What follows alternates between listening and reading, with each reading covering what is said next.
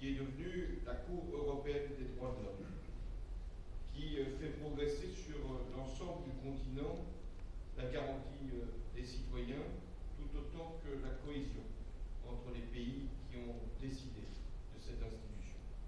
Je suis heureux de pouvoir distinguer ce soir Din Schmidman, qui l'a présidé jusqu'à la semaine dernière. Quant à la Fédération internationale des droits de l'homme, dont je vais décorer le président et deux de ses prédécesseurs, c'est un partenaire majeur pour tous les pays qui sont attachés aux droits de l'homme.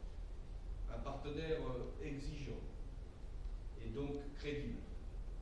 Un partenaire qui ne ménage aucun de ses interlocuteurs, et jamais la France, justement, parce qu'elle a les droits de l'homme en héritage. Cette fédération qui m'alerte à chaque fois que je me rends dans un pays où la situation des militants des libertés est précaire, et il y en a de nombreux, de ces pays et de ces militants.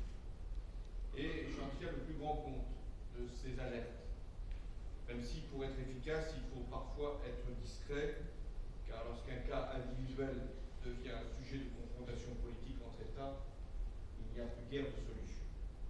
Mais depuis 3 ans, nous avons pu obtenir des libérations dans plusieurs régions du monde.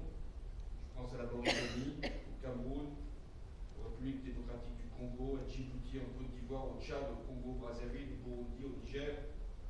Et je veux ici saluer ce travail de la Fédération. Nous sommes aujourd'hui encore mobilisés pour aider plusieurs défenseurs des droits de l'homme.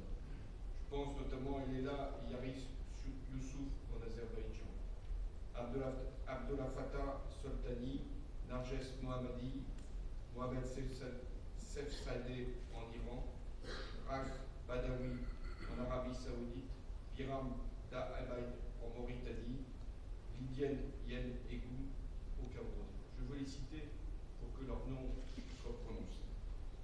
Je veux enfin souligner le soutien que la France fournit à la FIDH pour appuyer ses projets dans les situations de crise et de transition de plusieurs pays, pour accompagner aussi la société civile tunisienne qui vient d'être remarquablement distinguée par le prix Nobel pour le quartet. Et enfin, nous soutenons la FIDH dans ses efforts pour documenter les crimes à caractère sectaire, ethnique ou religieux, comme en Syrie ou en Irak, pour lancer des procédures judiciaires. Parce que la France est également attachée à ce qu'il n'y ait aucune impunité. Ce fut également le combat que vous avez pu mener. Voilà le sens de cette cérémonie.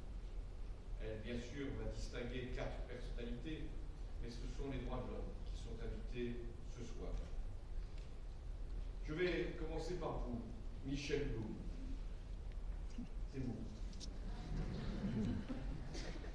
Vous êtes un avocat infatigable. Vous avez commencé comme assistant de Daniel Mayer. Et 60 ans plus tard, vous êtes là, toujours là, et continuez à faire le tour du monde pour défendre les libertés. Votre grand-père était un juif lorrain qui avait fait la Grande Guerre et qui, après la débâcle de juin 40, ne voulut pas quitter la France, parce qu'il pensait que jamais le maréchal Pétain ne laisserait persécuter les anciens de 14-18. Il est mort à Auschwitz, avec votre grand-mère, déportés tous les deux. Vous aviez alors 9 ans, et leur souvenir ne vous a plus quitté. Vos parents eux-mêmes étaient des résistants. Avocats tous les deux, ils vous ont transmis leur soif de justice. Et c'est pour eux que vous avez voulu choisir le droit. En 1960, vous prêtez serment comme avocat. Vous entrez dans le cabinet du bâtonnier Torp, qui représentera plus tard les parties civiles dans le procès Ben Martin.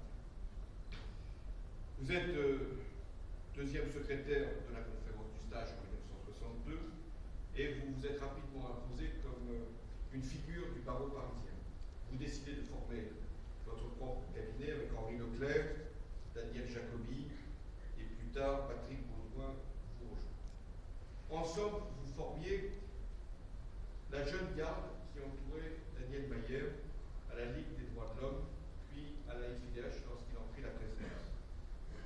Avec lui, vous avez transformé la fédération.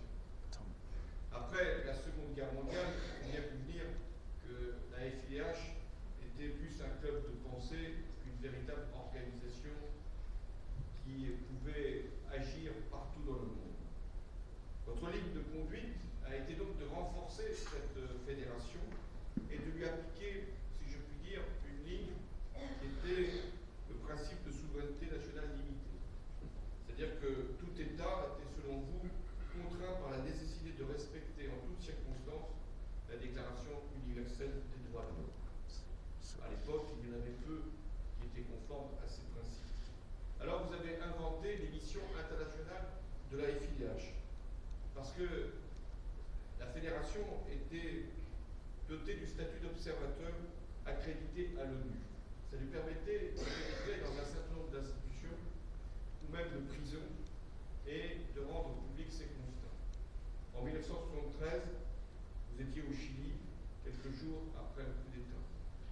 Puis, en 1979, vous êtes appelé à Madagascar au secours d'opposants enfermés dans le bac de l'île de Nozilava.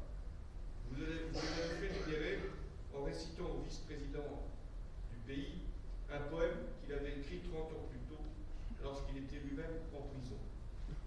Ce qui est bon, c'est de garder des archives et de pouvoir les utiliser au bon moment. En 1985, vous avez été appelé par les organisations libanaises des droits de l'homme pour négocier la libération de 2000 villageois chrétiens qui étaient encerclés par les Druzes. Avec un numéro de téléphone vieux de 20 ans, vous parvenez à joindre Walid Jumba et vous êtes ensuite bien placé pour obtenir la libération de ces villageois.